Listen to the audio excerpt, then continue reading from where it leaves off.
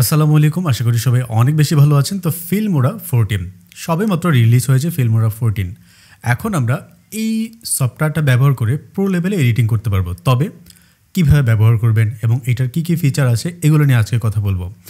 আপনি যদি premium pro কিংবা আফটার ইফেক্টে যে ধরনের এডিটিং করেন ওরকম আসলে পারবেন না, ওইটার কাছাকাছি বা খুব দ্রুত সময়ে ভালো মানের একটা এডিটিং করতে পারবেন এইটা ফিল্মোরা ব্যবহার করে। তো আজকের এই ভিডিওতে আমরা কথা বলবো যে ফিল্মোরা 14 বিস্তারিত, এবং আমরা চলুন স্ক্রিনে চলে যাই। তো দেখতে পাচ্ছেন এখানে আমার কম্পিউটার স্ক্রিন। ফার্স্টে এখানে আমরা সার্চ করব হচ্ছে ফিল্মোরা 14। আপনার যদি ফিল্মোরা 13 থাকে তাহলে কিন্তু 14 আপনি ব্যবহার করতে পারবেন। তো আমি এখানে সার্চ করলাম হচ্ছে ফিল্মোরা।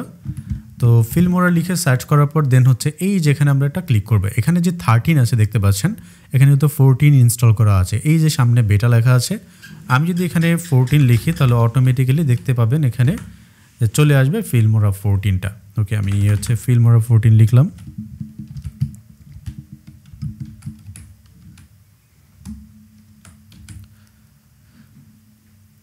তো এই যে দেখতে পাচ্ছেন এটা হচ্ছে ফিল্মোরা 14, এবং যেটা হচ্ছে সবেমাত্র রিলিজ পেয়েছে, এবং এই সফটওয়্যারটি ব্যবহার করে দারুণ সব এডিটিং করতে পারবেন। একটা ব্যাপার হচ্ছে ফিল্মোরা একটা জিনিস করছে, সেটা হচ্ছে নকল। তো বলবেন যে ভাই কিসের নকল করছে? ক্যাপকাটে নকল করেছে।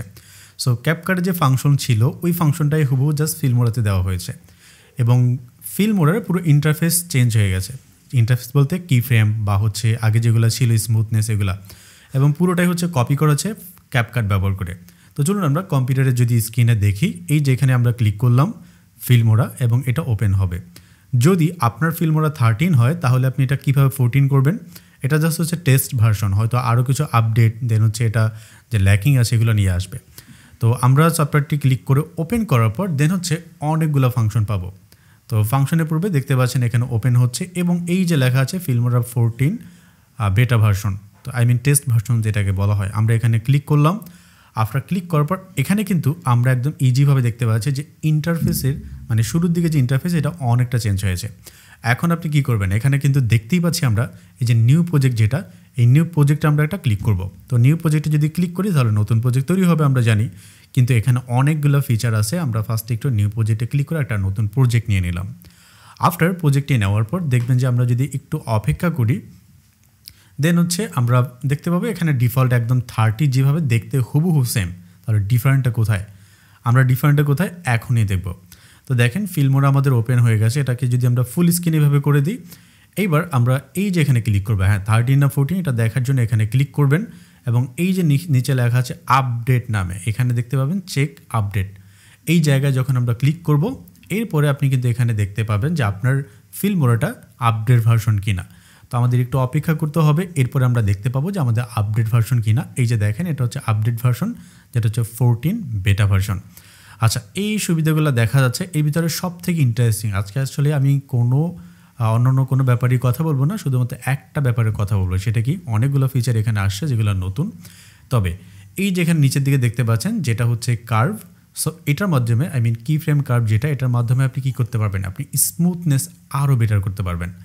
তো আমি এই সমস্যায় পড়ছিলাম। যখন এডিটিং করতেছিলাম তখন দেখতেছিলাম যে এক্স্যাক্টলিভাবে যেভাবে আমি চাই ওইভাবে এডিটিং হচ্ছে না। কারণ কি, স্মুথনেসটা নাই, যেটা ক্যাপকাটে যেরকম আছে।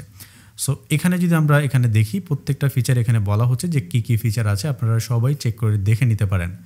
তো এখন কি আপনি ওয়েবসাইট থেকে কিনবেন? একদমই না। ফিল্মোরা 13 যারা আছে তারা ওইটাই হচ্ছে 14 আপডেট করতে পারবেন। তবে একটু অপেক্ষা করেন, আর হচ্ছে কেনার জন্য আপনি আমার সাথে যোগাযোগ করতে পারেন। যাই হোক, সো এখানে আমি যদি ক্লিক করি আফটার এটা যাওয়ার পর, এখন আমরা একটু দেখি আসলে এই জিনিসটা কী করছে। এখানে ক্লিক করে আমি একটা ফুটেজ নিয়ে নিলাম, ধরেন এই জায়গা থেকে কোনো একটা ফুটেজ আমি অ্যাড করলাম। ওকে, এই ফুটেজটা বা এই একটা আইকন অ্যাড করে নিলাম। তো একটা আইকন অ্যাড করার পর এখন আমরা এখানে কিছু দিক নির্দেশনা পাবো, এগুলো জাস্ট আমরা ক্রসে ক্লিক করে দিলাম। এখন দেখেন এই যে আইকনটা, এটা মেবি একটা মিউজিক চলে আসে, আমরা একটা ফটো নেই, এটাকে নিই। ওকে, তো আমরা একটা হচ্ছে ছবি নিলাম। এখন এই ছবিটা আমরা অ্যানিমেট করতে চাই, রাইট?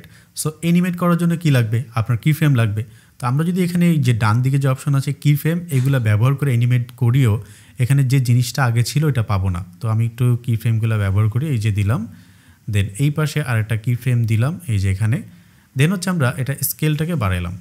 এখন দেখেন এই জায়গায় যে স্মুথনেস যেটা একদম স্মুথ হবে ওইটা কিন্তু নাই। এই জিনিসটা আমরা কিভাবে করব? তো দেখতে পাচ্ছেন আমরা যে এই জায়গায় যে অপশনটা ছিল এই অপশনটা এটার ভিতরে চলে গেছে ক্যাপকাটের মতো। এখানে ছোট্ট একটা আইকন দেখতে পাবেন, এই যে এই আইকনটাকে বলা হয় কি ফ্রেম, অথবা আপনি রাইট ক্লিক করে দেন একটা অপশন পাবেন, এই যে এখানে রাইট ক্লিক করবেন, এখানে কিন্তু শো কি ফ্রেম, হুবহু ক্যাপকাট। তো বলেছিলাম যে ফিল্মোরা হচ্ছে ক্যাপকাটের নকল করেছে। যাই হোক, আমরা আসলে পেইড ভার্সন, কিন্তু তারপরেও অন কাইন্ড অফ ক্যাপকাটের নকল, এবং ক্যাপকাট থেকে বেটার যে করেছে এমন কিন্তু না। ওকে, সো আমরা এখানে যদি ক্লিক করি এবং কিন্তু অনেকগুলো ফাংশন পাবো, এই জায়গায় ক্লিক করলে আপনি বাকি সব ফাংশন পেয়ে যাবেন। তো এখানে যদি আমরা ক্লিক করি এবং এইগুলোকে ক্লিক করে চাইলে আমরা এটাকে কার্ভ করতে পারবো। তো ফার্স্টে আমি ইজি ইন করে নিলাম, দেন এই যে পয়েন্টটা এটাকে ধরে আপনি এভাবে কার্ভ করতে পারবেন, এই যে পয়েন্টটা। তো এই কার্ভ সিস্টেমটাই এখন চলে আসে, এবং যার মাধ্যমে আপনার এডিটিং স্কিল আরও বেটার হবে, আরও ফাস্ট হবে। আমার মতে ফিল্মোরার সবই ঠিক আছে, শুধুমাত্র ইউআইটা দেখতে যাতে সুন্দর লাগে এটা আরও একটু বেটার করতে পারতো। তো এখানে দেখতে পাচ্ছেন এই যে কার্ভ নামে, আপনি যদি এটা অন করে দেন তাহলে এই কার্ভের সিস্টেমটা আরও বেটার পাবেন। এবং এটাকে হাইড করার জন্য নর্মালি হবে আগের মতোই, এখানে ক্লিক করে আপনি হাইড করে দিতে পারবেন। তো একটু ল্যাগ করতেছে এই মুহূর্তে, কারণ একদম নতুন এবং টেস্ট ভার্সন যেহেতু, আস্তে আস্তে এটা ঠিক হয়ে যাবে। তবে আপনাদের জন্য ব্যাপার হচ্ছে যে ভয়েস অফ ঢাকা কিংবা কি কেন কিভাবে, অথবা হচ্ছে আদ্যপ্রান্ত, এই ধরনের যে চ্যানেলগুলো আছে এই চ্যানেলের মতো ভিডিও এডিটিং প্রফেশনালি করতে পারবেন। আরও একটা ব্যাপার হচ্ছে যে আপনারা যদি চান যে মুভি এক্সপ্লেন কিংবা হচ্ছে ফ্যাক্ট চ্যানেল এগুলো যদি তৈরি করে ভিডিও এডিটিং করতে চান, এখন আর প্রিমিয়াম প্রো আপনার ধরতে গেলে লাগবে না।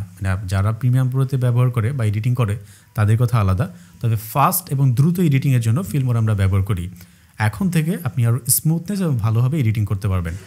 বাই দ্য ওয়ে, আমি একটি কোর্স চালু করেছি, যেই কোর্সে আপনাকে শেখানো হবে ফেসবুক অ্যাডস, গুগল অ্যাডস, এবং আপনাকে আরও একটা জিনিস শেখানো হবে, সেটা হচ্ছে সোশ্যাল মিডিয়া মার্কেটিং। হ্যাঁ, ব্যবসা প্রতিষ্ঠান যদি আপনার থাকে তাহলে কীভাবে আপনি মার্কেটিং করবেন সোশ্যাল মিডিয়াতে।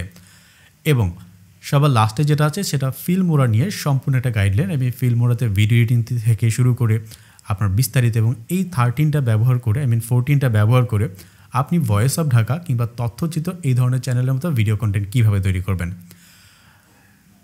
কোর্সের লিঙ্কটা ভিডিও ডিসক্রিপশনে দেওয়া আছে, এখান থেকে দেখে নেবেন। এবং কোর্সের ফি একদমই অল্প, মাত্র হচ্ছে 990 টাকা। এবং এখানে যেটা আরও থাকবে সেটা হচ্ছে ফ্রিল্যান্সিং গাইডলাইন। এবং যদি আপনারা এই কোর্সটা পারচেজ করেন তাহলে ক্লায়েন্ট হান্টিং নামে যে একটা কোর্স আছে এই কোর্সে একদমই ফ্রি, এটার সাথে আপনারা পেয়ে যাবেন। এবং এখানে আরও একটা জিনিস কভার করা হয়েছে, সেটা হচ্ছে ইউটিউবে আপনি কীভাবে কন্টেন্ট তৈরি করবেন, কন্টেন্টটাকে এসইও করবেন এবং আপলোড করবেন, এছাড়া একটা ক্লায়েন্টের সাথে কীভাবে কাজ করবেন তার বিস্তারিত। এবং ডেসক্রিপশন থেকে আপনারা প্রত্যেকটা পয়েন্ট দেখে নিতে পারেন। আরও আপডেট হচ্ছে এই কোর্সটা, যেহেতু আমাদের ফিল্মোরা 14 নতুন এসেছে এবং এটা কিন্তু আরও আপডেট ভার্সন চলে আসবে। বাকি সব কিছু আপনারা এখানে পেয়ে যাবেন। দেখা হচ্ছে পরবর্তী ভিডিওতে। অবশ্যই লাইক, কমেন্ট এবং শেয়ার করবেন। আল্লাহ হাফেজ।